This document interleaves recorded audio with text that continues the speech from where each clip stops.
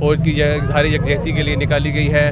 हम पाकिस्तान में जितने भी हमारे दोस्त हैं, हमने ये फ़ैसला किया है कि हम अपने मुल्क दुश्मन जितने भी हैं, इंडिया है या अफ़गानिस्तान है या कोई भी है जो हम पे बुरी नज़र रखता है, हम उनको ये मैसेज देना चाहते हैं कि हम हर हाल में पाकिस्तानी फ़ौज के साथ हैं। बहुत जी, इसके हवाले में यही कहूँगा कि ये चौधरी फ़ोक शहबाज साहब की बहुत अच्छी एक एफर्ट है जिन्होंने पाक फ़ौज से इज़हार यकजहती किया है, और हर पाकिस्तानी को इसका में बढ़ चढ़ के हिस्सा लेना चाहिए। और ख़ास तौर पे जो जेहलम जिस तरह कहा जाता है कि गाजी और शहीदों की सरजमीन है, तो कोई फ़ौज के हवाले से इवेंट हो और जवान ना निकले तो ये बात समझ में नहीं आती।